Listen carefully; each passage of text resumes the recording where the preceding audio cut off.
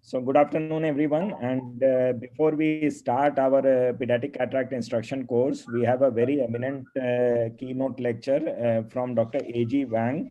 And he is MD from Taipei Medical University, Taiwan. And he is Master of Science in Institute of Clinical Medicine in National Yang Ming University, Taiwan. He will be speaking on diagnosis and treatment of orbital or neurological disease in neuroophthalmologies. His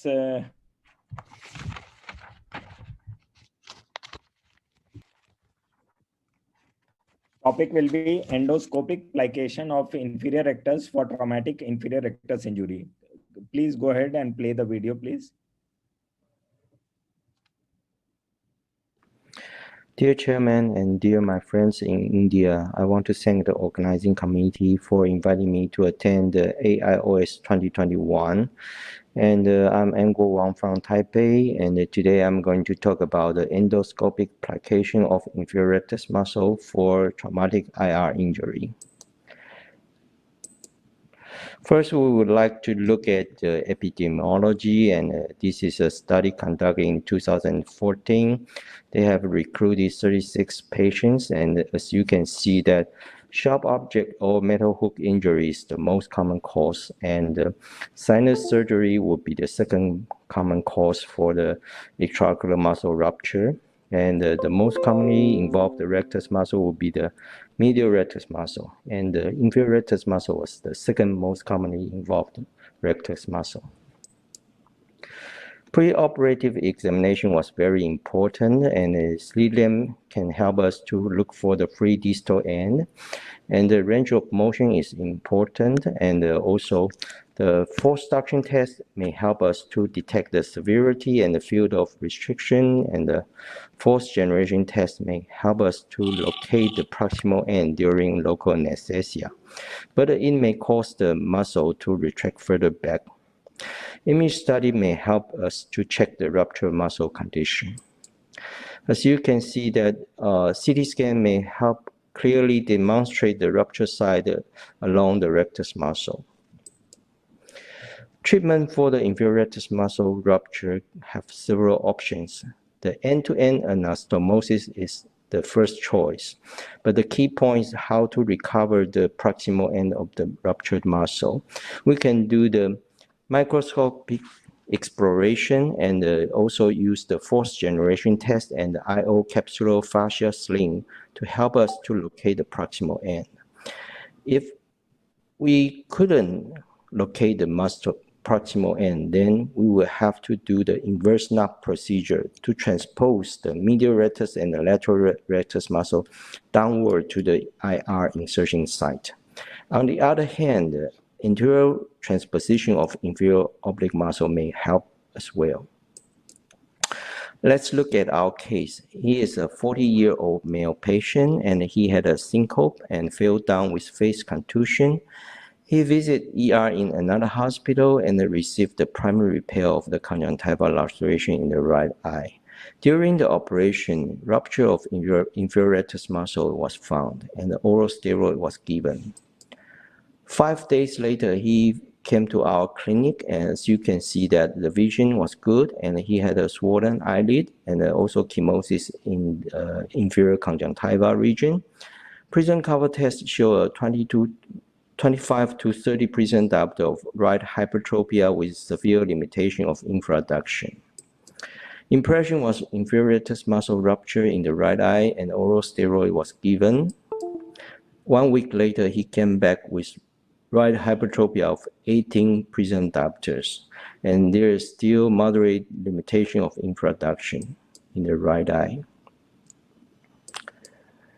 The patient, the image study showed there is tissue edema over the inferior rectus muscle region, and also you can see that the inferior rectus muscle seems to be intact over the sagittal view here. So we form a surgical plan that we will try to do the microscopic exploration of conjunctival wound first, and if we could recover the proximal end, then we'll do the primary repair of the inferior rectus muscle. If we couldn't find the proximal end by the conjunctival approach, then we will call our ENT colleagues, and they will help us to do the endoscopic exploration of the inferior orbit through the maxillary sinus and retrieve the proximal end of the inferior rectus muscle, and we will do the end-to-end anastomosis if possible. However, if both approach we can find the proximal end, then we will have to go on for the inverse knot procedures.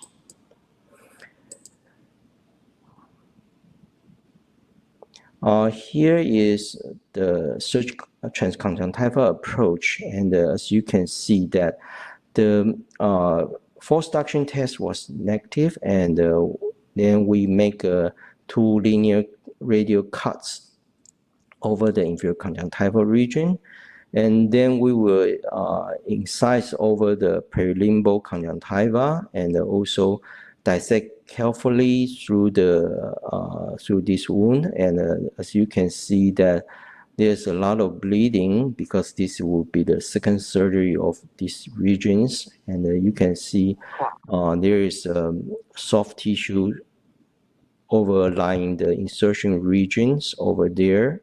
And that would be very important if you use this microscopic exploration, that we should do the dissection meticulously and careful not to do too much orbital exploration that will cause that will help that won't be able to locate the proximal end. And so after the dissection, you can see the residual tissue is not too much left over there. We hook this tissue, and after cleaning up the bleeding, you can see that the residual muscle tissue is very thin and very small, and also we cannot find the opening of the posterior tenon, and we could not locate the proximal end of the muscle.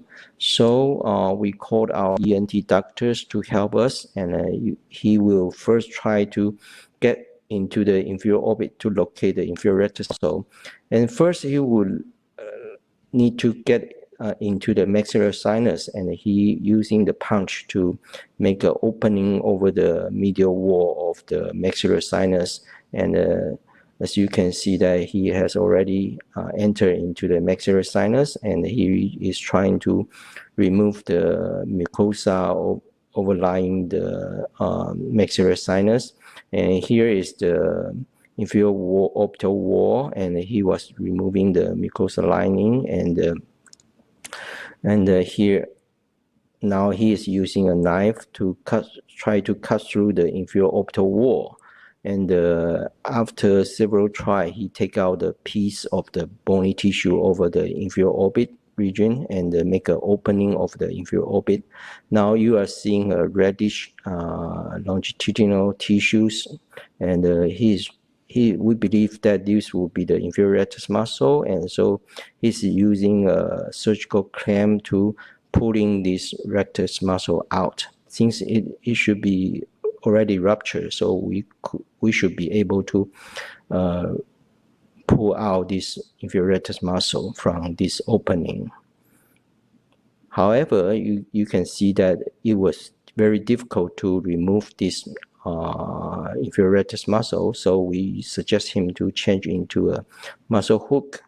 And using this muscle hook, it should be much more easier to remove this inferior rectus muscle from this opening.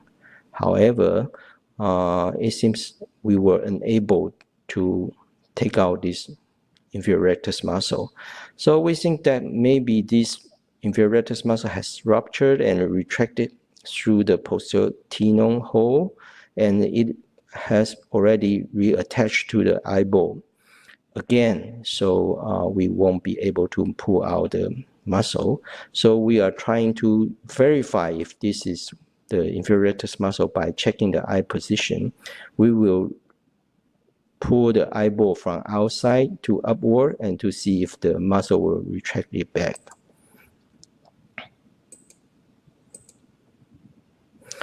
Now you can see that he is trying to remove the eyeball from outside, and the ENT doctor will track the inferior rectus from inside. And when he was retracting the eyeball now from the inside, you can see the eyeball were rotating downward from outside.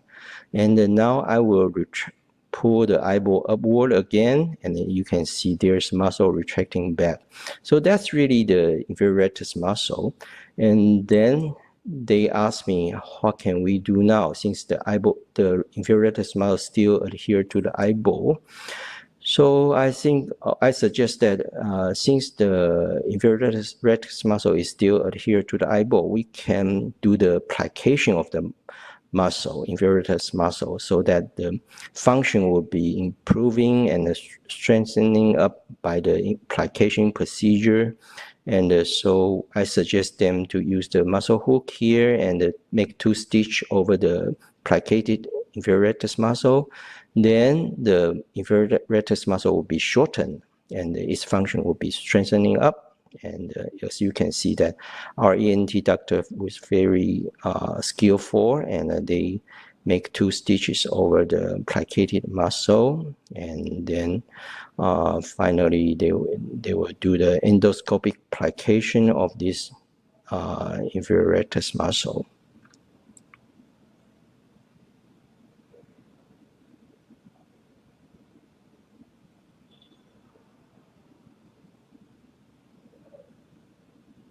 Okay, it's done. So the patient came back very happily that he can ride the motorcycle and by himself. And as you can see, that at primary position, the eyeball was orthophoric, and the infraduction improved a little bit, but still have a mild limitation in downward gaze. And however, he had a primary position orthophoric. And we looked back the literature, and we found that lost medial rectus has been retrieval by endoscopic approach in year 2000 and year 2015.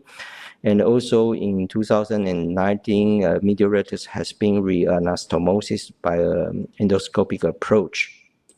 So in summary, we believe this will be the first report of a transmaxillary endoscopic exploration of the inferior rectus muscle surgery. And this is also the first report of endoscopic plication surgery for the rectus muscle. And the patients do the whole course smoothly and had a very satisfying results post-operatively. Thank you for your attention.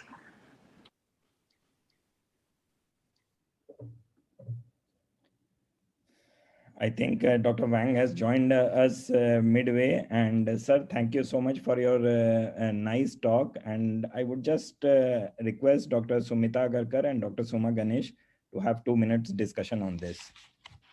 Thank you. And I would like to take any question if there is. Very innovative techniques, but how easy it was to find among all that tissue? How did you recognize the muscle? Because everything looks same. Yeah, that would be. Or something to identify the muscle, because it's quite an injured tissue. Yeah, it was also a surprise for us, because once we opened the floor of the inferior orbit, we found the soft tissue over there, and it didn't take us much time to find the inferior rectus muscle. And maybe we are so lucky, and the ENT doctor have a right anatomy position for making the opening over the inferior rectus, inferior orbit wall. I think that's the key issue, so that we can find the inferior rectus muscle. Because normally we would not want ocular ENT surgeon to find the inferior rectus, because yeah. That's the main issue, that once we have a rupture of the medial rectus or a rupture of inferior rectus muscle, I think what we should do now is to call our ENT colleagues to cooperate with us, because for an eye doctor to find the ruptured rectus muscle behind the posterior tinal, that would be very, very difficult job for us. And usually we won't be able to do that. And so in the end, we usually will do the transposition procedure. And I think that that won't be a good choice for the patient. So currently I became to call and consult our ENT doctors first, and then to work together when we get into that, and we were making an appointment, and when we are in trouble, we will call him to come. Excellent result. Congratulations. Thank you, thank you, thank you. Thank you, sir. And excellent result. so now we'll go ahead with our. I'm not able to share my screen. I think Is there any error you are facing there? No, he's not the host. Is it that's why? No, sir. Ma'am, the rights are given to everyone to share the screen. When I do share screen, the options I get is Google Drive, Box, Dropbox. Okay, yes, I will guide you through that. I will guide you through. So when you click on share, you will get 3 options on the top, in the center on the Basic, top. advanced, and Correct. files. So you have to click on the basic one. You will get your PPT over there. Basic only whiteboard is coming. Okay. Is the PPT open at your end on the laptop? It's open. It should show you in the basic mode itself. So then, can you toggle between the 3, sir?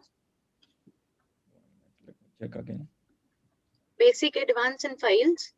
Yeah, now it's coming. Yeah. Okay. Thank you. So can you see my screen? yes. Yes, sir. So welcome to the instruction course on pediatric cataract. And in this course, we have a very eminent speakers. I'll just take 2 minutes to introduce all of them. We have Dr. Suma Ganesh, who is the head of the Department of Pediatric Ophthalmology in Dr. Shroff's Charity Eye Hospital. And we have Dr. Sumita Agarkar, who is Deputy Director of Pediatric Ophthalmology in Shankar Nethralaya, Chennai. Dr. Arup Bhaumik is a Senior Consultant in Disha Eye Hospital, Calcutta. And Dr. Jitendra Jethani is the Director of Baroda Children Eye Care and Squint Clinic. And myself, Dr. Love Kochgabe, I'm from Netralayam and BBI Foundation. So let us start with the first talk, which is mine only, and that will be an overview on pediatric cataract. And there is always a discussion as to who should operate pediatric cataracts, whether it should be operated by pediatric ophthalmologist or adult cataract surgeon also can do that. My personal opinion is that everyone should do that, but again, the problem is that when it is done by undertrained doctors, and this is what we get. This was a case which presented to us, operated elsewhere, and the condition was so bad that we can just only salvage the eye to some extent. We can. So, and in this case, what we did is, what you notice is that a single piece IOL has been implanted in the sulcus. Inferior iris is missing. That gives an indication that it of a surgical trauma, and cornea is almost decompensated. So what we did, we just removed the IOL, and that was done by cutting it into 2 pieces. Sorry. And I left the eye aphakic. So that is what we have to avoid. And then coming to the normal investigations, what we do in all children, most of them should have a torch titer, because in scenario, you quite frequently you get cytomegalovirus or positive. And routine blood tests, pre-anesthetic checkup is must for general anesthesia. And coming to pediatric biometry, these are what you should have in your armamentarium, which is the handheld K and a scan. And we'll have a short video just to demonstrate how we do on table. And this is how most of the cases in which it is not possible in the OPD, we do in the operation theater only, in which the keratometry reading is taken. More importantly, we should avoid applying speculum in these children, because then that leads to a erroneous reading. And once the keratometry is done, then axial length, ideal will be immersion, but in the operation theater scenario, it is not possible most of the time. So we do by contact method, and that is how, and have the whole series of lens ready to be used in these children. To minimize error, again, speculum has to be avoided. Don't let the cornea dry up, irrigate lot of BSS on the cornea before taking the keratometry reading. IOL formulas, definitely the pediatric eye are not miniaturized adult eyes, and they have a shorter axial length, steeper K readings, rapidly changing K readings, smaller AC depth, and chances of error is much more. So various formulas are there, and for our choice, and most of the time either we use SRKT or Barrett.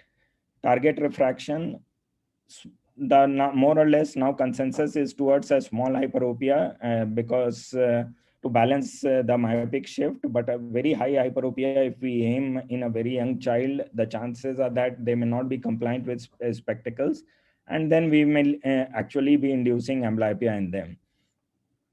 And if it is a unilateral cataract, the status of the other eye also has to be seen. Most important surgical steps are the anterior capsulorhexis and posterior capsulorhexis. Both can be done either by manually with using a forceps, capsulorhexis forceps, or using a vitrector, and depending on the comfort level of the surgeon. So just a brief introduction to the kind of surgeries all we do in children. If it is a very small infant, less than 1 year, and we have decided not to implant the IOL, so simple lensectomy will do. And in this, we need not make the main port at all. 2 side ports are enough, with going inside with a 23 gauge cutter, and using a cortical aspiration mode with the 23 gauge only, the cortex can be removed. And the posterior capsulorhexis is done with the cutter. Care has to be taken to leave a anterior capsular rim for a future secondary IOL implantation. And the size of the rim is important, because again, capsular phimosis is very common in children. So that can lead to visual axis opacification before secondary IOL implantation.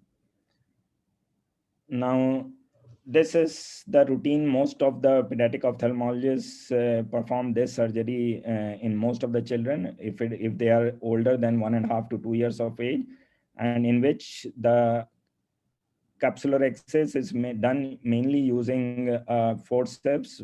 Either it can be a microrhexis forceps or a utrata forceps, depending on the comfort level of the surgeon. The trick is to grip and re-grip every 2 to 3 clock hours, so that we get an adequate size rhexis and it doesn't extend to the periphery.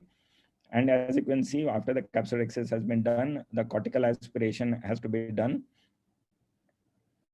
And if it is a unilateral cataract, better to avoid hydro procedures, because again, in these kind of cataract, as we see, the posterior capsule looks suspicious. It can be a pre-existing PC defect, and that the hydro procedure can lead to vitreous getting prolapsed in the anterior chamber. And after IOL, all these children have to be sutured definitely up to 7 years of age, because of the low scleral rigidity. And posterior capsulorhexis, again, it is the choice of the surgeon, whether you do it manually or you do with a cutter. I prefer cutter 23 gauge, because it gives me comfort of cutting down my surgical time. And 100% of these IOLs are in the bag. You are not dependent on the success of the posterior capsulorhexis. Next, choice of IOL, whether we use hydrophobic or hydrophilic. Definitely not hydrophilic. All the children have to be a hydrophobic IOL. Aspheric and blue blockers is again a matter of discussion. There are many who prefer it, considering though the scientific evidence is less of the advantages of blue blocker lens. Toric, after certain age, when the keratometry stabilizes, can be a choice. Multifocal, I'm not sure. I've not used in any child because again, scientifically it doesn't support the use of multifocal lenses. Single piece, multi-piece, again, it's a surgeon's choice. Both are equally good if it is a hydrophobic platform.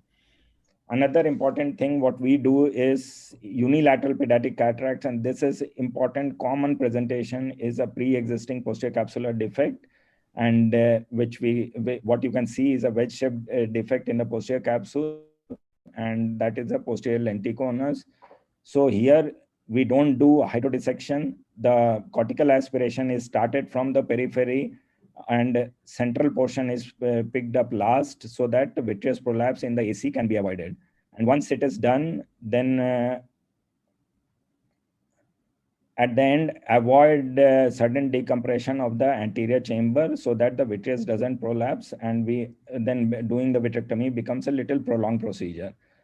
And then after that, as you can see, the typical wedge-shaped PC defect, so posterior capsular access is not required, just the anterior vitrectomy is done.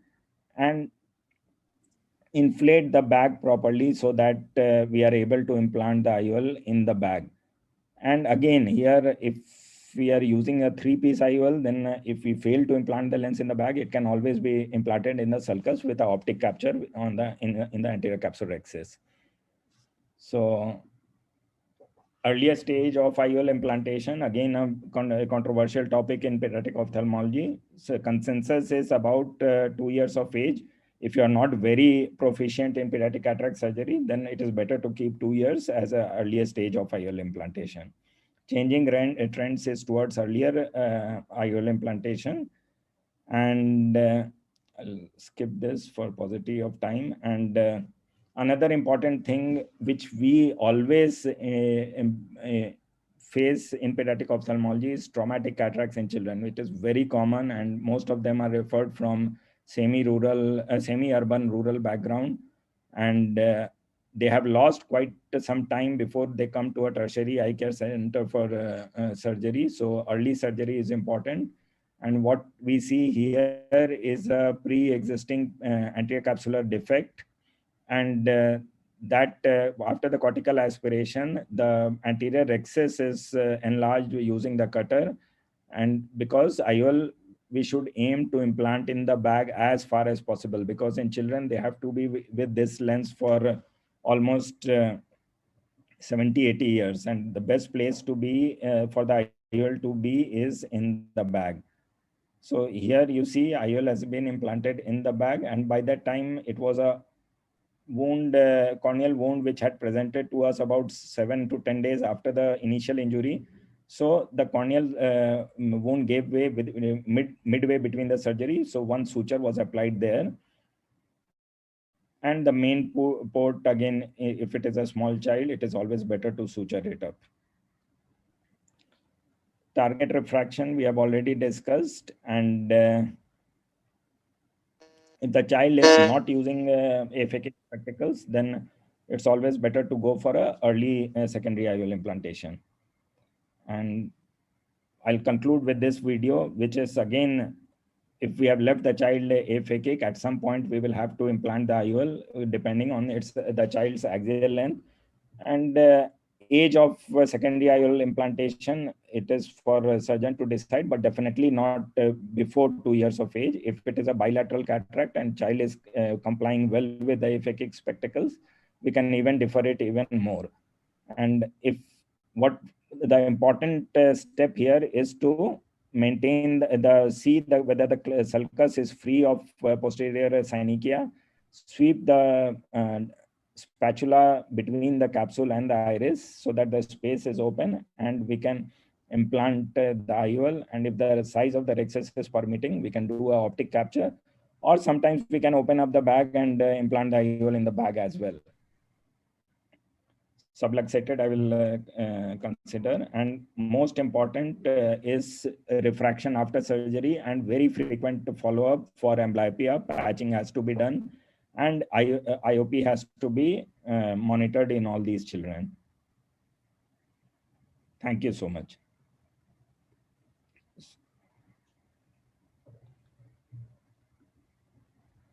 So Next, I would like to invite Dr. Sumita Agarkar, and she will be speaking about pediatric cataract surgery in infants.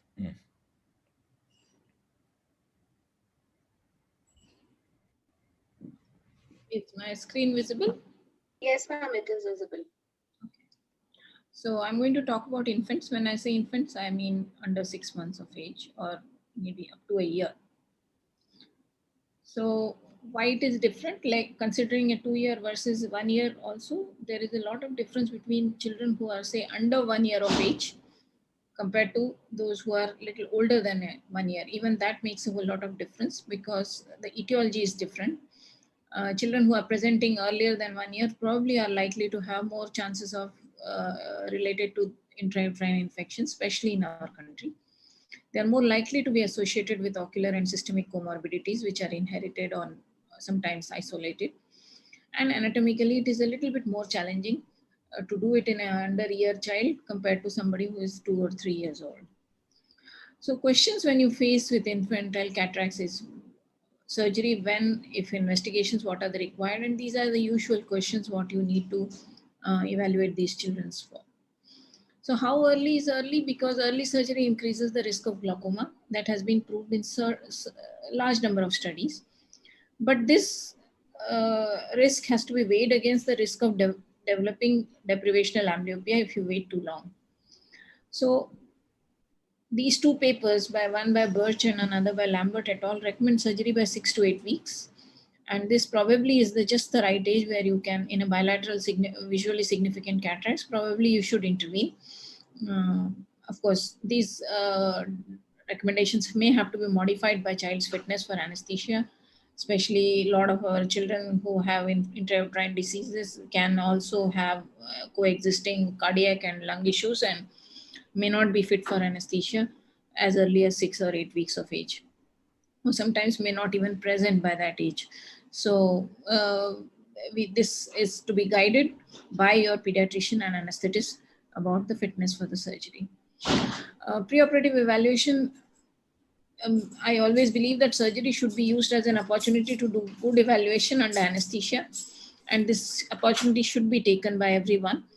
You document corneal diameter, axial length, IOP, keratometry, and if possible, gonioscopy.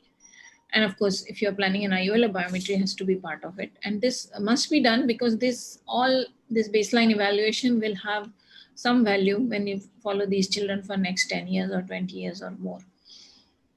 So surgery, luckily there are, in infants, most of the surgery can be done through side ports. That's one. So that allows us to have a closed chamber and a knot. And you really need to open the main entry only to put the IOL should you are giving. Small tips here, MVR blade is better than your side entry knife because it keeps the chamber formed, and with the newer machines and 23 gauge vitrectomy, MVR blade entry is good enough. Capsule is elastic, but be prepared for occasional surprises in terms of really fibrous capsule even in infants. Similarly, occasionally there can be a very dense calcified nucleus even in a 6-month-old baby, so this must be kept in mind. And if you are planning an IOL, it is imperative that you should have a good cohesive OBD with you, and which flattens the capsule and keeps you comfortable when you are doing the rexis. I don't need to overemphasize the importance or how much life has been easier with availability of trypan blue, because none of the children, even those who don't have total cataracts, often don't have a good red glow to go with. So I think life with trypan blue has improved significantly for the surgeons and for children also. So again, when you're coming to posterior capsular, there is another speaker who is going to talk about posterior capsular dehiscence and probably another, but you have to be prepared that these can complicate your posterior capsular opacity, complicate your posterior capsular posterior capsulotomy.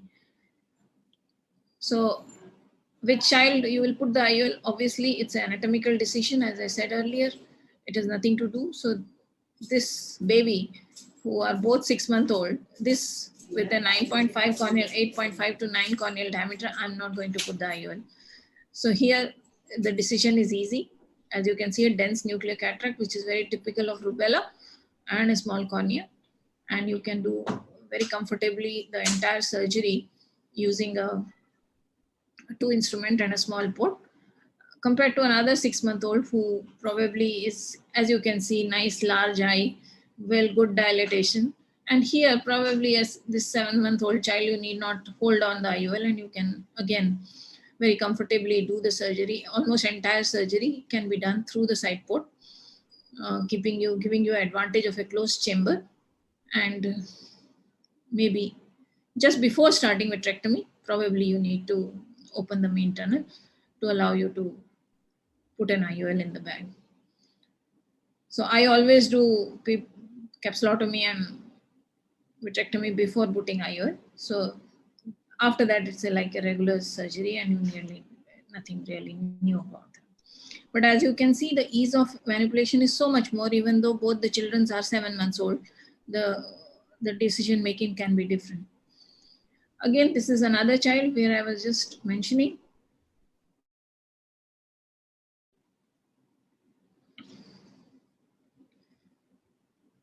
You can have a really dense nucleus. As you can see, this is a 4-month-old child, and I am not able to aspirate it. I am not able to. I actually would have liked to have a phaco probe with me here to aspirate it, but since we were not planning to put an IOL in this child, it took me with a serious risk of that bit going down behind, because in the whole process, I have actually made a small posterior capsular rent also while trying to use that.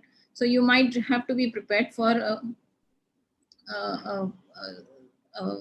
really dense nucleus even in a very, very young baby. And the lesson here is that do not open the posterior capsule before that. Try as far as possible. And maybe if it is really calcific, instead of struggling, just make a 2cc incision, 2mm incision with and put a probably use your post episcleral nucleus settings to aspirate it. Far more easier. Life is really easy. Then sometimes you can have really looks like a non-dilating pupil, and very commonly in infants you can get these really dense vascularized membranes which are stuck pupil. No question of IOL here, because you can see the amount of struggle which will be required for this patient.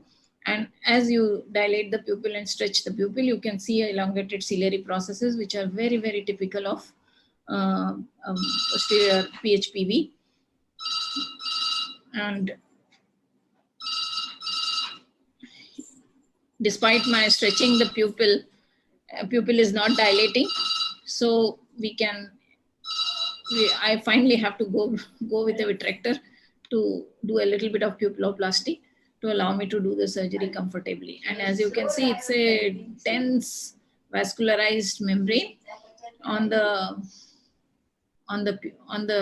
thing, and you probably have to use a 23 gauge cautery to open and vascularize the vascularized membrane, which needs to be cauterized so that there is no bleeding. And there is a dense arboreal vessels on the capsule. And after cautery and all, finally we have stopped the bleeding. And you can see another dense membrane behind, but it is very gratifying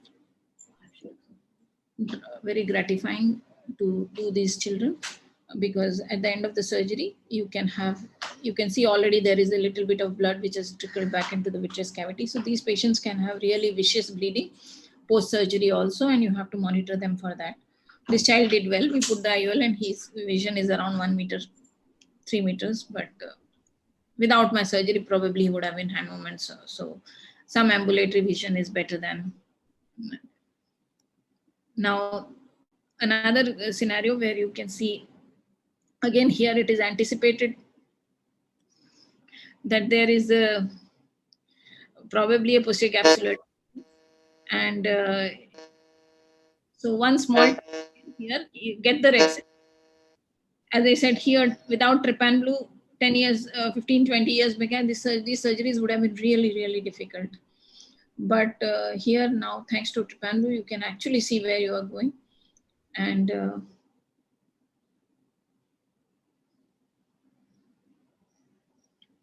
you can see a really fibrotic capsule, even though baby is very young. Not necessarily that always the capsule is very elastic. Sometimes you can have this kind of fibrous anterior capsule. And you can see the nucleus is almost in the anterior vitreous cavity. And the indication where you should suspect is a relatively clear area here, as you can see, and a very dense central nucleus. It almost, you should be always prepared, and it's probably better to go with your vitrectomy probe to aspirate this, because your vitrectomy probe can be used for vitrectomy also, as well as for aspiration. So rest of the process is similar. Again, sometimes this one I will just show this. Sometimes you can have, it looks like a small central cataract with a PHPV like thing, but there is a small opening through which, when we see, you can almost see that it looks like it is actually a tunica vasculosa lentis, and the lens is clear, which is underneath. So membrane is only at the level of iris. So be a little careful going with a vitrectomy instrument and all these in these patients. And probably, as you can see, once we cut that membrane, you can see the lens beneath is almost clear. You don't have to, and very happy outcome in this child, because nothing I needed to do before that. Irrespective of surgery, correction of aphakia is very, very important. Any of these methods can be used. IOLs, there is another speaker with after me who is going to, as Love has mentioned something about IOLs in infants, so I'm not going to go and waste time on this, but basically do what works best in your hands and not really worry about it. A good clean aphakia is better than a complicated pseudophakia. So this Sorry is to interrupt, ma'am, but you may have to wrap up in the next 30 seconds. 30 seconds. So this is, as I said, it's an anatomical decision, and this is my personal take on where I will put IOL in an infant. When I say infant, less than 1 year. So if you don't have availability of other services like glaucoma person, or you cannot check the pressure, probably it's better to leave them aphakic rather than doing it. Follow-up, as I said, this is the most important step. There are several good surgeons, but a lot of people trip up in this step of the surgery, which is the day first onwards for the next 70 years. So surgery is always often the first and the easiest step to do on a very, very long road. These children need long follow-up and need refraction, disc evaluation, dilated fundus evaluation on every visit. And one tip here, that wide angle imaging is very, very useful in these young children. So if you have optos or something, makes your life really, really easy. Thank you for your attention.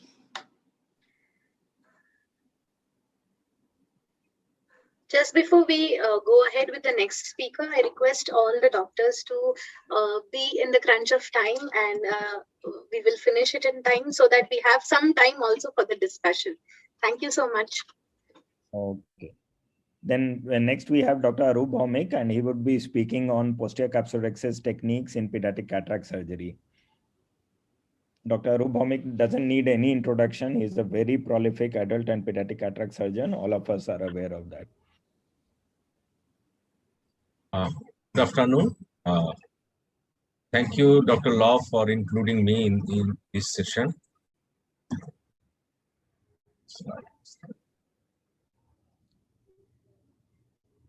I have no financial interest to disclose that every case in pediatric case is unique. The goal is basically the IOL implantation in the capsular bag is the best place to implant the IOL, and the visual axis should be clear. So this is the goal, and this is a different kind of posterior capsulorhexis. Some surgeons prefer to do a posterior capsulorhexis and anti-vitrectomy followed by IOL implantation.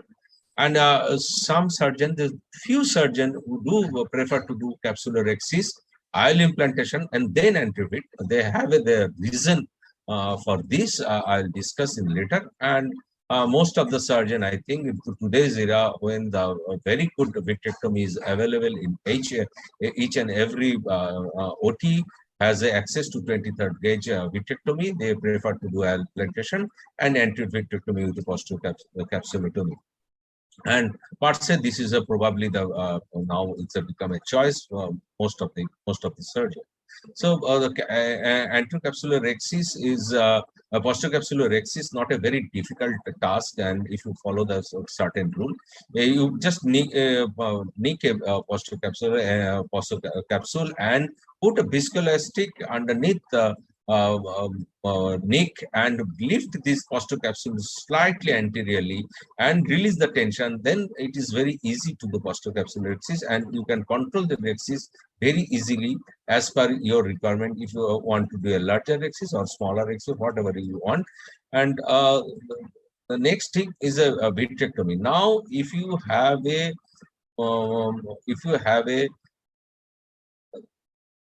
the vitrectomy is very important. If you have a very old generation vitrectomy in your OT, then there is a chance of disbalance of the irrigation and vitrectomy may be there.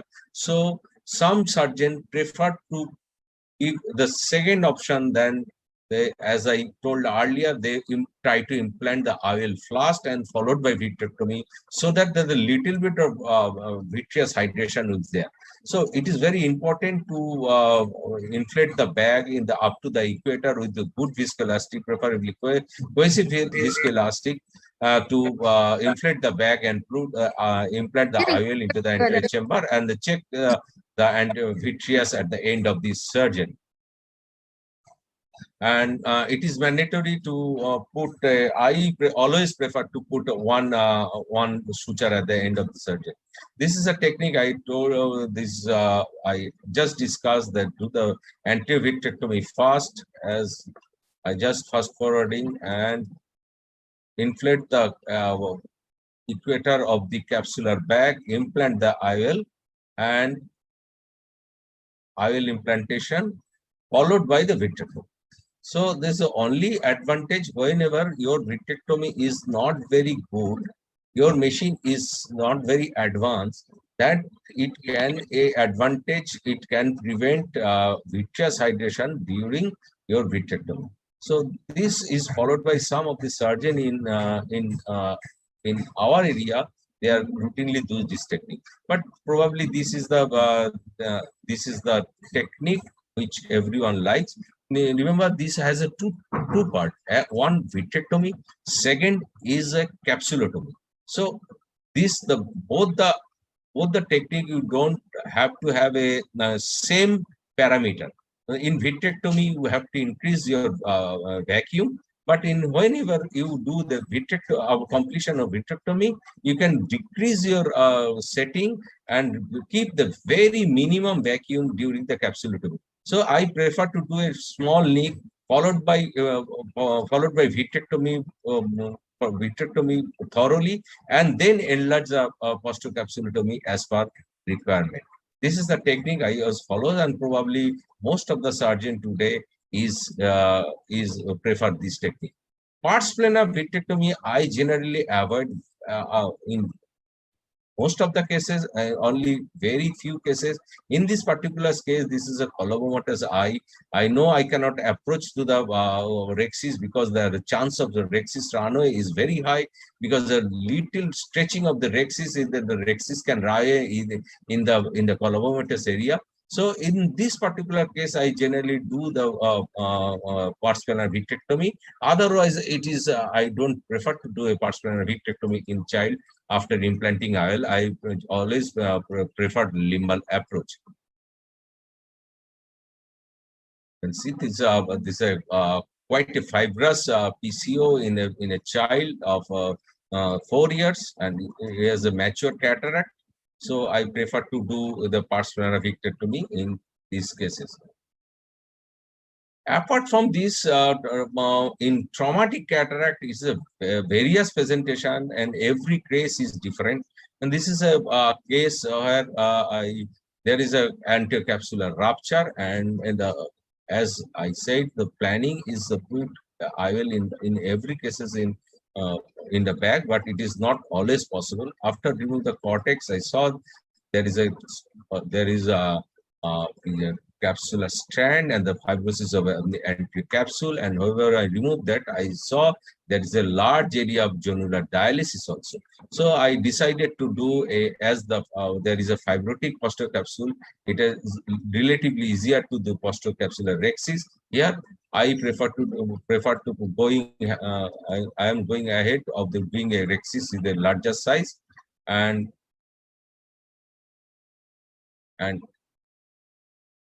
slightly decentered the rhexis away from the zonular dialysis area. So, and after vitrectomy, I implant the IOL into the sulcus. These are the scenario you can often face, and you have to do according your demand. So every traumatic case is different. And this is another case. This patient is a 7 years old boy, which is operated outside, and has a the PCI was so the PCI into the anterior chamber. So I decided to remove, and here there is a small rent here. And there is a lot of fibrosis in the posterior capsule, and there is a huge zonular dialysis here. So I decided to do the vitrectomy first for a very small nick with the usual vitrectomy parameter, and then I reduce my parameter into the posterior capsulotomy mode, where I keep my vacuum at 50, only 50, and enlarge the posterior capsular rhexis, posterior capsulotomy with a vitrector, and make it as quite a large enough, and implant the IOL into the sulcus and capture the optic. See, there's a huge posterior zonular dialysis here. I implant the IOL into the sulcus.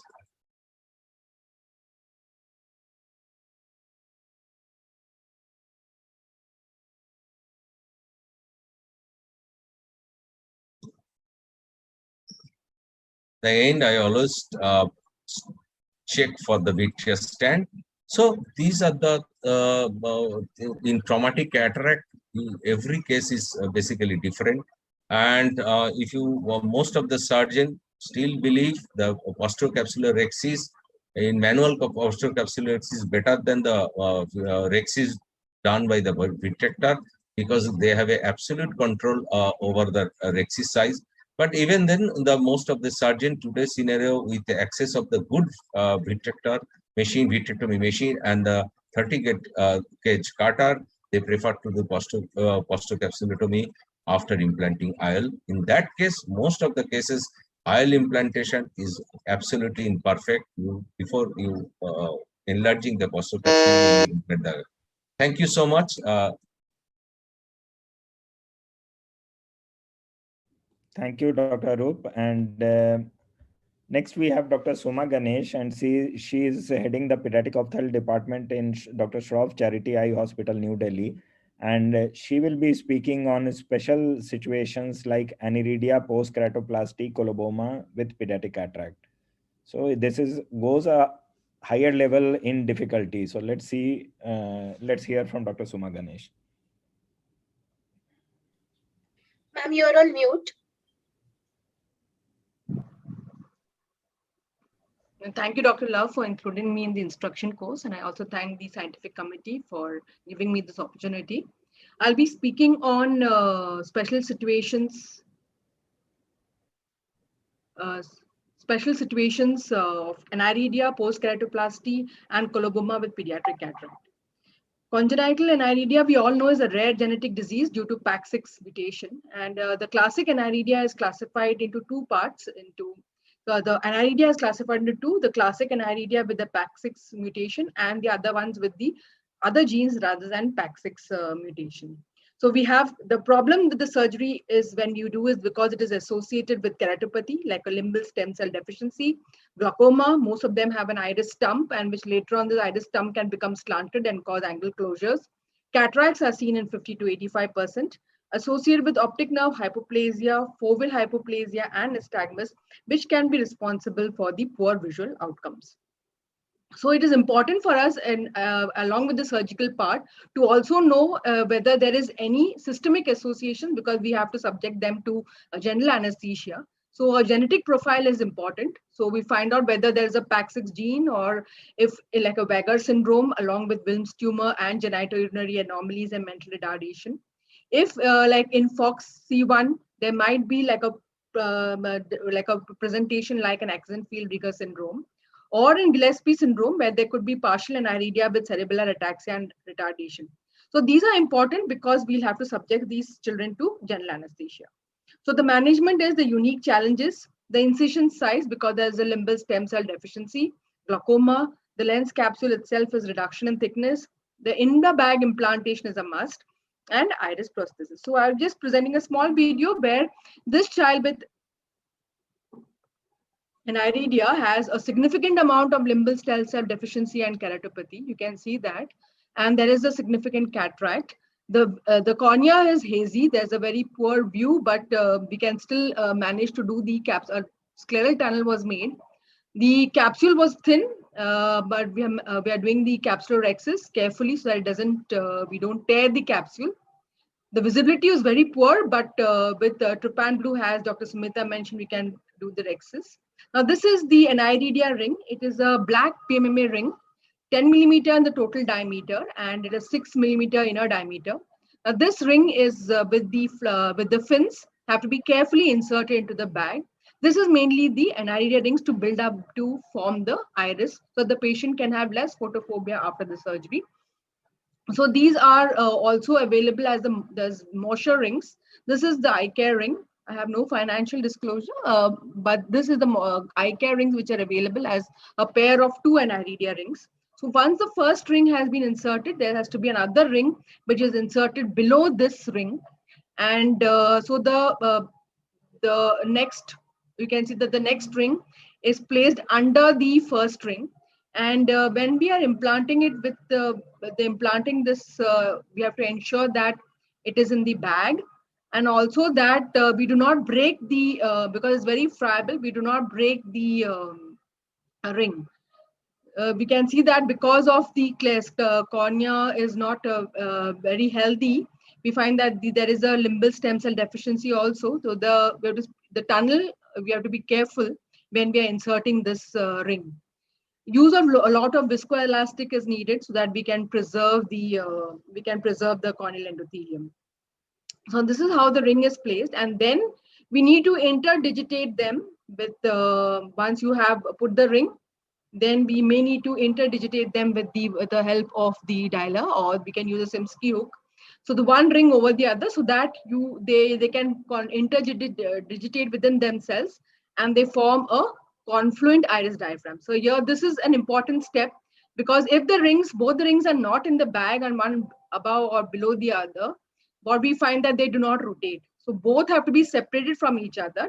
One has to be clearly below the other. And when we then only the rings rotate easily. I found that in another case where one of the ring was above the first ring, it could not rotate. So this is one important thing which you need to do. And once the rings have been placed, we find that this is how it appears at the end, when you find that there is a total, see the keratopathy which is seen with the panis. So here is then the intraocular lens, the foldable lens, is placed again under the bag. And this is important that to place it under the bag, you should have a intact bag. Otherwise, in a case of an iridia, if you keep it in the sulcus, there are much more complications which are seen. So this is the video. So next is the which we go to is after corneal transplantation. So we know that in children, a lot of corneal transplant surgeries are done for cases of Peters anomaly, sclerocornea in CHED, congenital glaucoma, and also in acquired non-traumatic cases like keratoconus, corneal ulcers, Greek grafts. Now, these cataracts are formed mainly because some of the reasons are there's a lot of intraoperative manipulation. Of course, many of times we have to do them together, because what we find, especially in Peters anomaly and all, where there is iridocorneal adhesions, mainly you may have to do the cataract surgery at the same sitting, at least removal of the ruptured lens, and maybe in IOL in the secondary sitting. But if there is if especially in a case of keratoconus where you may inadvertently rupture the capsule, or there has been a post-operative long-term steroid use, you can have you can again have the cataract formation. Now, performing cataract surgery after corneal transplant has been proven to be more advantageous than doing it in the same sitting. Penetrating keratoplasty should be allowed to stabilize prior to cataract surgery. Now, there is a controversy I've always discussed with the adult cornea people. They say to wait sometimes for 6 months or to 1 year to wait for the keratometric stabilization and then only perform the cataract surgery. But in children, the problem is the visual rehabilitation. So once the sutures are removed after 3 months, I prefer to go ahead and do the cataract surgery because the corneal, there's not much of corneal endothelial loss as we're not going to use a phaco machine so much. It's important to optimize the ocular surface with increased lubrication. The eye should be made hypotensive before surgery with the aid of oral dorzolamide or with IV mannitol, because some of these cases also have associated PAS before surgery, and we find that even though they have done a good iridectomy, the anterior chamber is not as deep as you would require, and there might be an increase in pressure. Incision is very important, like either you use a scleral tunnel or a standard clear corneal incision. It is important that when you're putting an incision to remain away from the graft host junction. And because it is a new cornea and that is a weak cornea, so we need to remain away from the host graft junction. And we need to give topical steroids for a long time. So now the video is this child. Now what is different? This child had a had a keratoplasty, an optical keratoplasty for a and now has a cataract. The cataract was central, and so they had asked us to do the cataract surgery. Remember, place the incision away from the graft. Do not place it near the host graft junction. Of course, this is a smaller graft, so it was easier. And so it is important to not to enter in the area of the host graft junction. You need to use a lot of viscoelastics. And now the problem is also the IOL power calculation in these cases, because what I find that the IOL power is, they have a lot of astigmatism. And that is something we need to take care of. So most of the time we prefer to leave it slightly myopic, so that we can still do some ablation or some LASIK later on if there is a very high cylinder which is there and there's a myopic shift. So now in coloboma we have cases also. They also pose as intraoperative challenges. So there is we need to evaluate for also the posterior segment anomalies, because to check the vision potential. Grading the cornea is important, because whether to put an IOL or not, the microphthalmos, whether there is zonal loss or poor pupillary dilation. And so in a coloboma case, as Dr. Arup has already shown a very nice video, I have gone from the anterior route, and this child had already lost one eye because of retinal detachment in the other eye because of the coloboma. And he had undergone laser for the coloboma in this case, and near that only the development of a cataract. So did a lens aspiration, and see this flower-like picture was seen in the posterior capsule. I decided not to suture the iris because I thought this black was enough to it has a cosmetic effect. So but in this child had got good vision around 624. This flower but has remained, and it has remained constant. Now it's over 3 years, and there is no retinal detachment seen now. So other option could be a capsular tension ring with a coloboma diaphragm, or we could suture the pupil with pupiloplasty. And this is nice techniques which have been demonstrated. The Canabrava ring, another pupil expander for cataract surgery associated iris coloboma, is I think in the AIOS, Dr. Sergio Canabrava has come and he has demonstrated this technique with this ring. It is supposed to help in coloboma patients when you want to ensure iris pupil dilation. So that's all, and if any questions, I'm open to it. I think these are all difficult cases. We should handle with care. We should not jump in and do the surgery, and try to rehabilitate the child as much as possible. Thank you, madam. And we'll have the discussion at the end when time permits. And next we have Dr. Jitendra Jethani, and he would be speaking on pediatric traumatic cataract.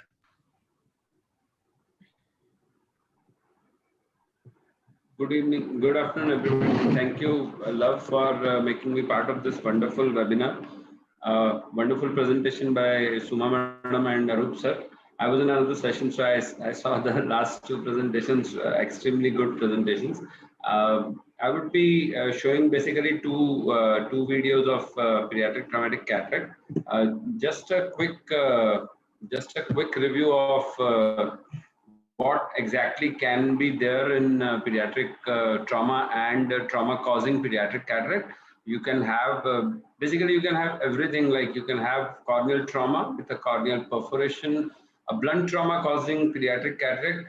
The good thing of blunt perforation is that blunt trauma is that it is almost like a normal cataract, but you should be cautious that this blunt trauma may cause a problem at the posterior pole also.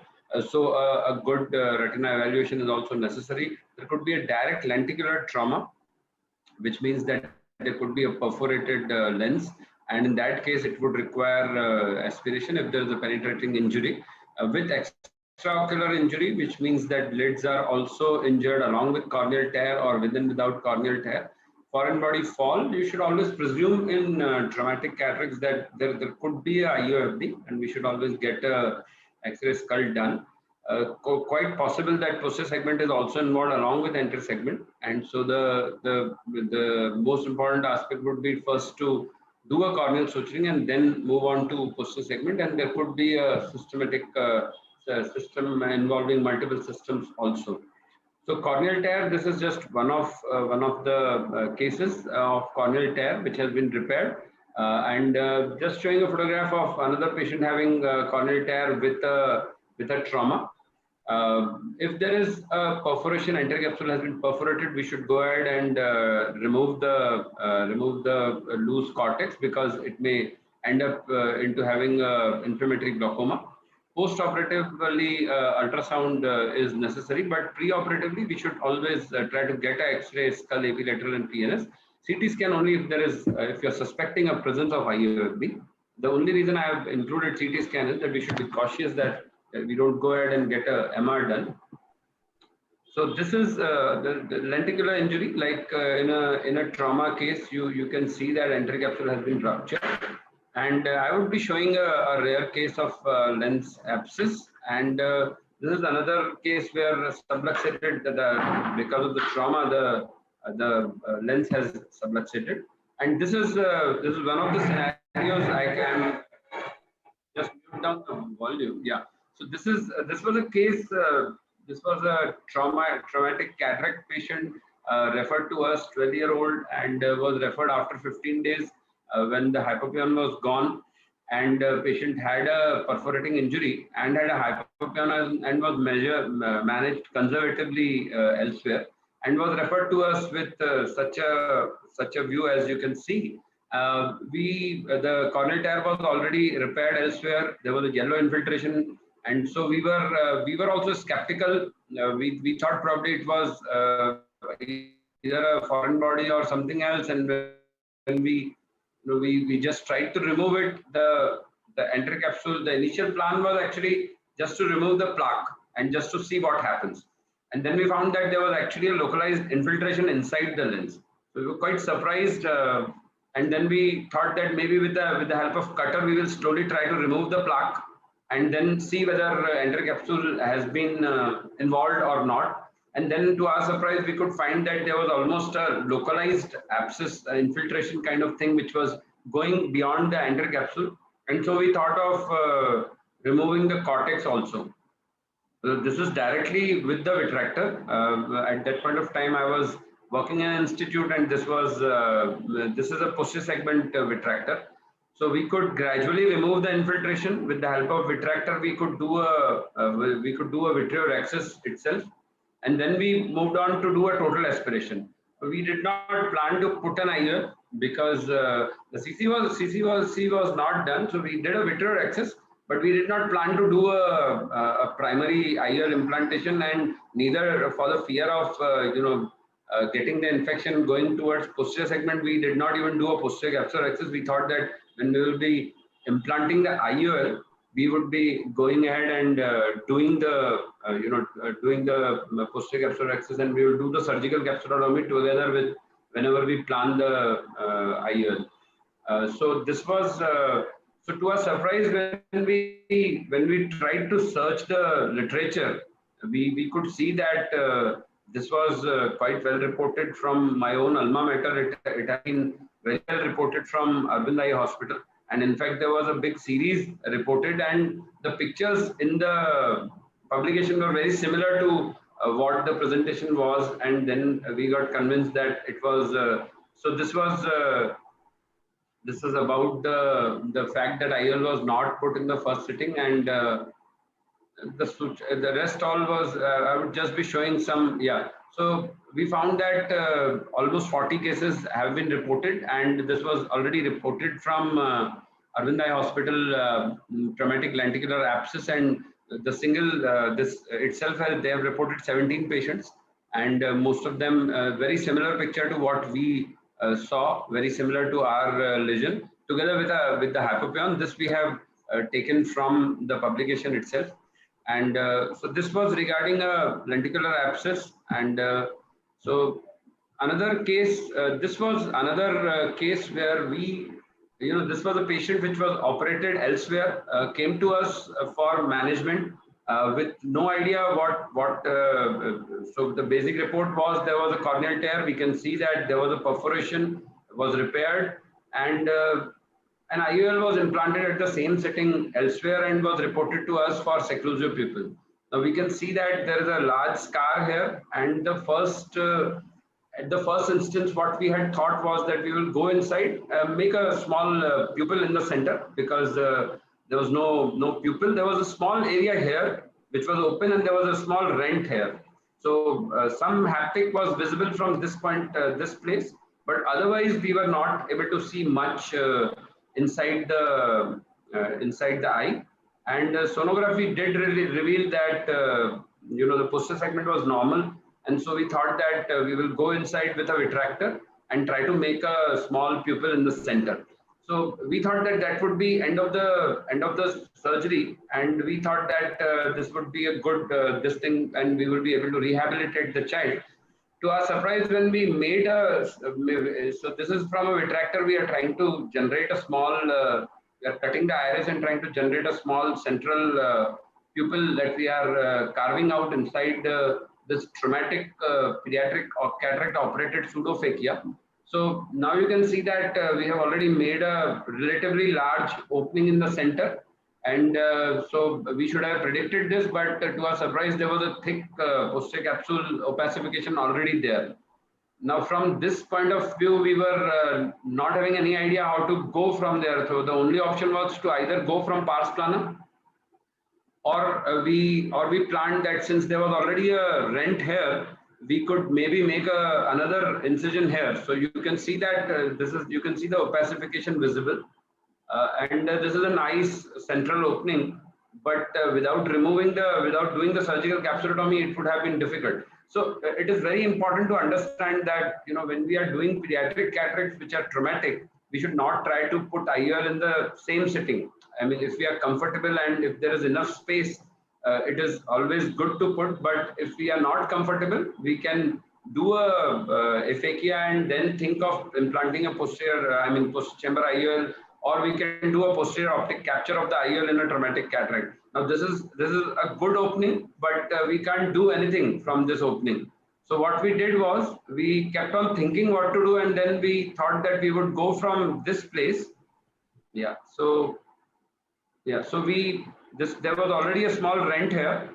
So we are taking with a vitractor. We went from here and tried to do a posterior. Now I am underneath the lens and capsule, and we are trying to grab the yeah, you can see a small opening which has come up now from behind. So it is not really we are almost doing a vitrectomy which is underneath the posterior capsule. So yeah, I completely agree with Dr. Arup that all pediatric traumatic cataracts are unique and they are different, and you need you need to think about it, what is to be done, because their demands and their situations are very unique to them. So with that note, this is the last slide. I would end my presentation. Thank you so much.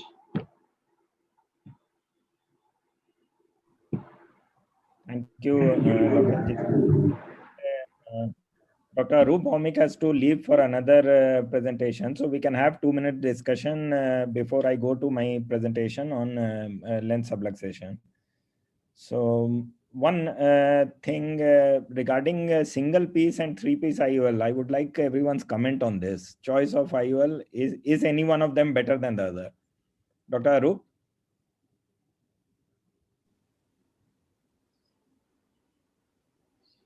Given a choice to me, I always prefer acris of single piece in the bag. But if there is any confusion, I have to put lens. I put multi-piece sensor multi-piece in the sulcus. I prefer sensor multi-piece over acris of multi-piece in the sulcus. Yeah. But in traumatic cases, you have to prepare to implant. You should keep both the IOL in the ready in your OR.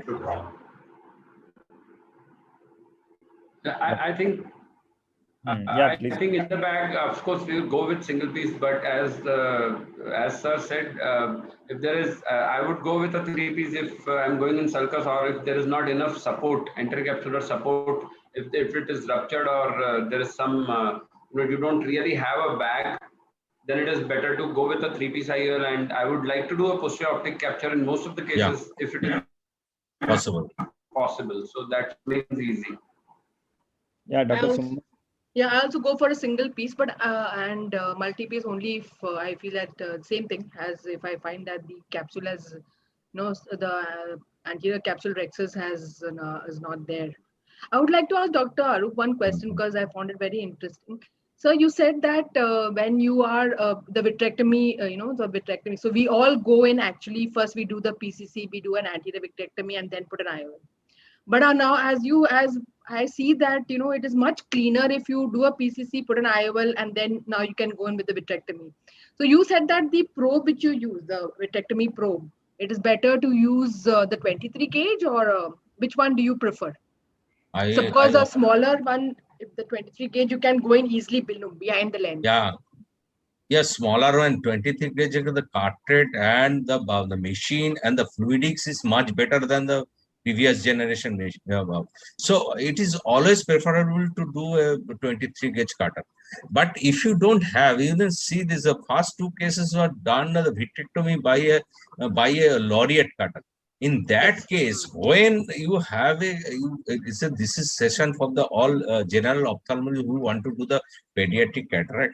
If you didn't have the higher end machine like Infinity, Centurion in their OR, what to do then? The balance between the irrigation and vitrectomy sometimes disturb with the very older generation machine.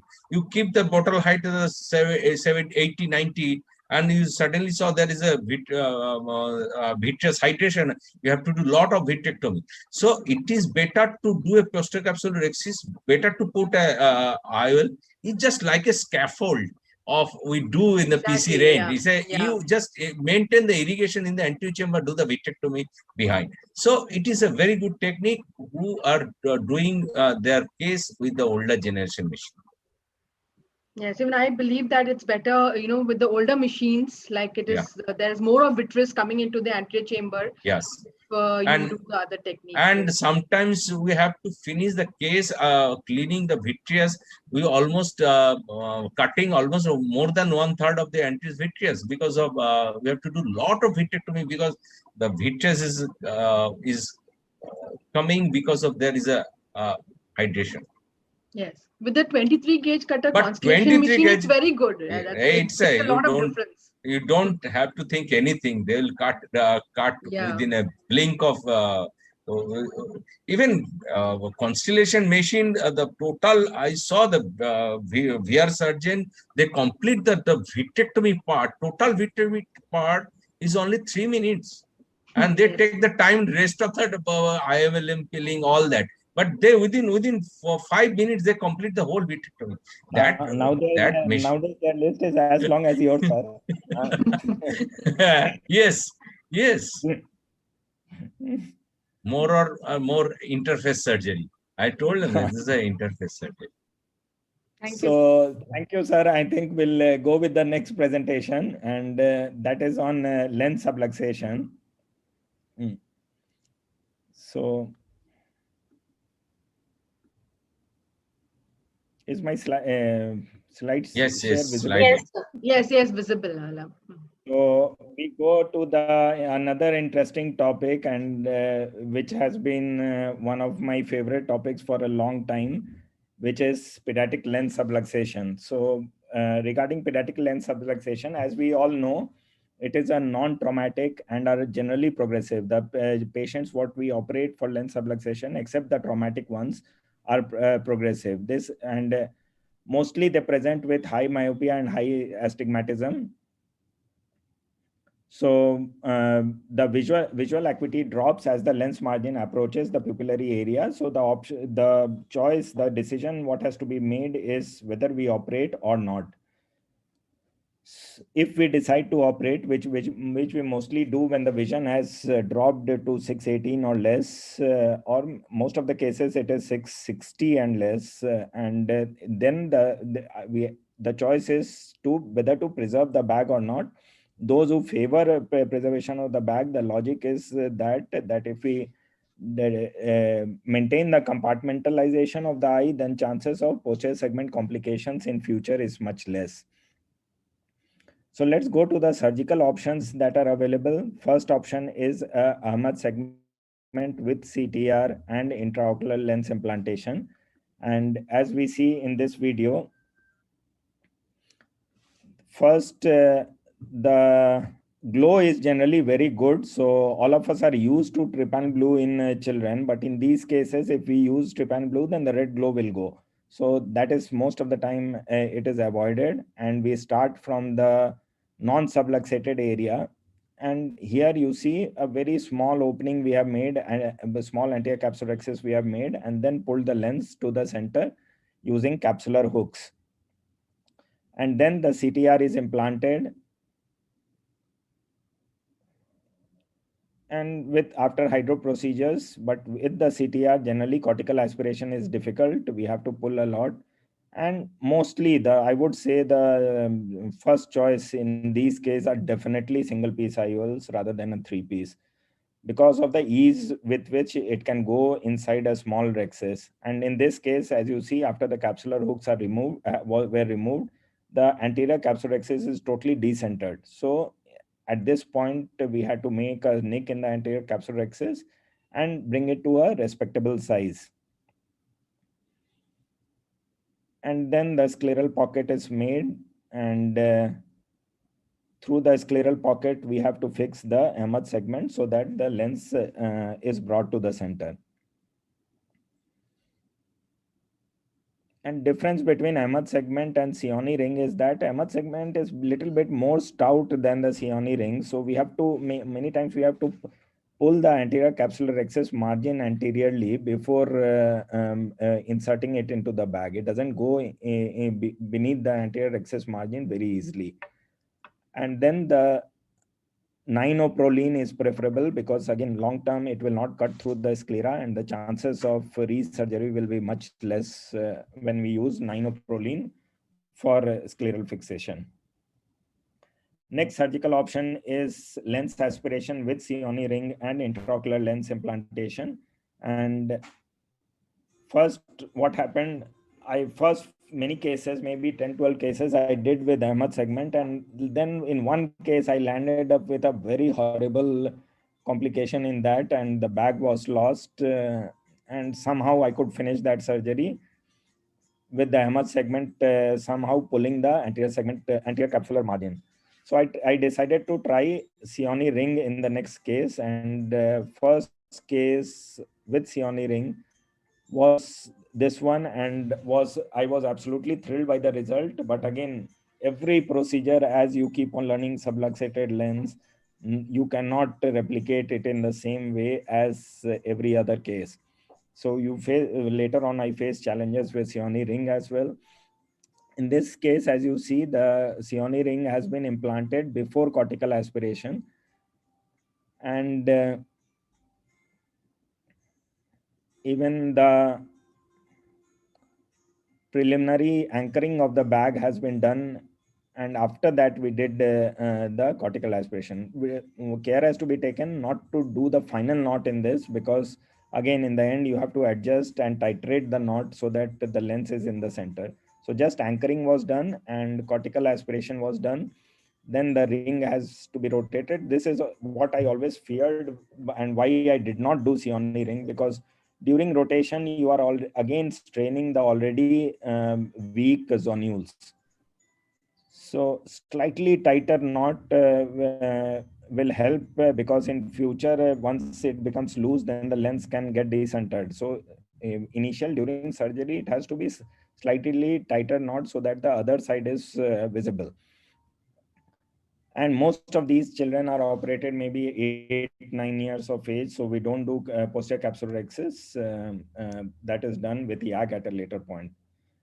Surgical option 3 is only CTR and then fix the bag using CTR as the support. And this was accidental, I would say. It is not a planned surgery. The other eye we did well with only CTR implantation. And in this eye also I had expected that and was not prepared with any of the scleral fixating device like a Sioni ring or Raman segment. But once the CTR was implanted, and as you can see, and again choice of ports for CTR implantation is a matter of discussion. As I prefer main port, many people suggest the side ports. And after implantation of the IOL, what I see, posterior capsulorhexis also done in this, but it's grossly decentered. So I had no choice. I just used an inoproline and punctured the capsular bag, used the CTR as the anchor, and one going posterior, one anterior, and when you pull the bag to the center, nicely centered IOL. But the danger is that if you're not careful, the damage to the bag can be irreparable. So this in this case, I got lucky, but it may not be the same in every case. Next is, as I told, first case with CTR was very encouraging. I was so excited that it's a very easy thing to do. But in third or fourth case with Sioni ring, first case with Sioni ring was very good, but in the third and fourth case, this is what I faced. IOL, the lens is pulled to the center, the rhexis is completed. But if you, and the difference is that this time I did cortical aspiration, and that was again not by design. I just forgot the successful formula I had that last time. And then when after cortical aspiration, when you push the Sioni ring, and this portion going above the anterior rhexis margin, and eventually the whole Sioni ring came into the anterior chamber, it didn't go into the bag. And then difficult manipulation, I kept on manipulating for 15-20 minutes trying to push it in the bag, but it didn't go. So then I decided that I will give one final firm push in the bag and in the opposite rotation in the opposite direction. And if it doesn't go, then I will just explant it and remove the bag and put the child for a scleral fixated IOL later. But I got lucky this time with a firm posterior push and a clockwise direction. I could push the Sioni ring in the bag, and then after that the IOL was implanted. So this is very important. When you're pushing the device, the posterior push is very important. Otherwise, you will end up it will end up in the anterior chamber. It will not fit in the bag. And then the lens was implanted. And most of these cases, over a long period of time, the fixation side starts deviating towards the center. So we may have to do a YAG anterior capsulotomy with YAG also. And another thing, when the case is almost unsalvageable, this is another surgical option we have, which is just do a lensectomy.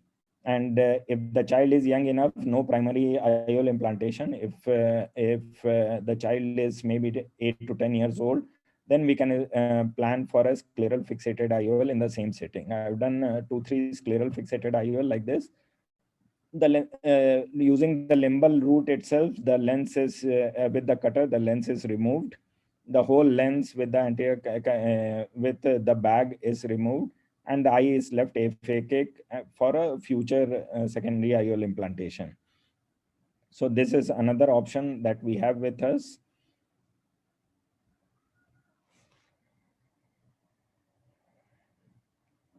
And always go beneath the iris. It should be visualized pulling the eye upwards so that the whole of the lens is removed, and that is important for preventing post-op complications.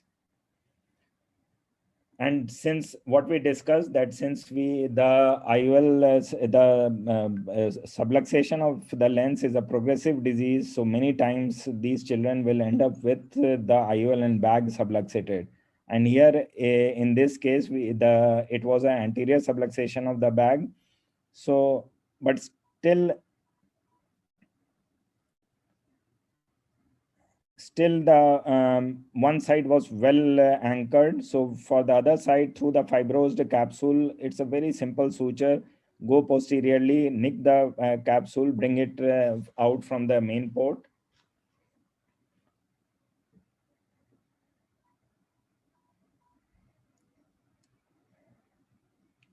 And as you can see, I'll most likely this was bent. The improper bending of the needle was there, so we could not go in very smoothly.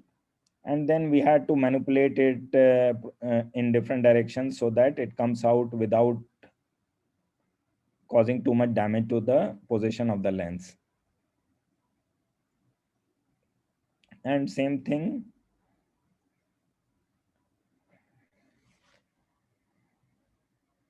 it's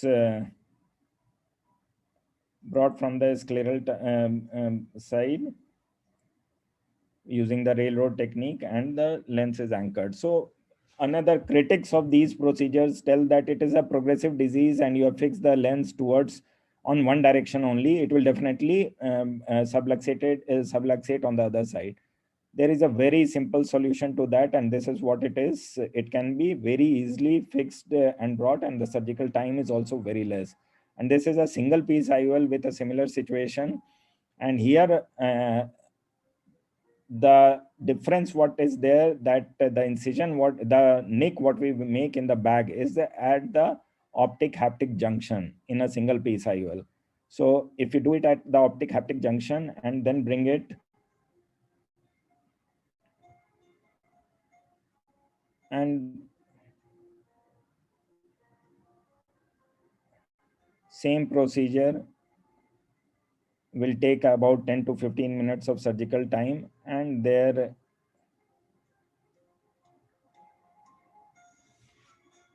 it's well centered.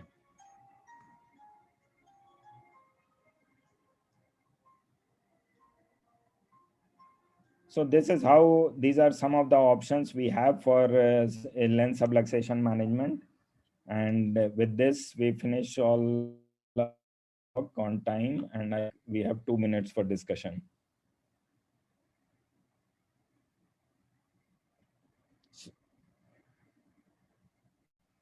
Do we have to hand over the hall now? So we are waiting for one more speaker of the next session. So for 2 minutes, you can have the discussion if you want. Okay, Dr. Sumita, just one conclude. Yeah, we can conclude. Sorry, you were saying something. Hello? Just one concluding remark from you for a minute. We'll conclude, ma'am.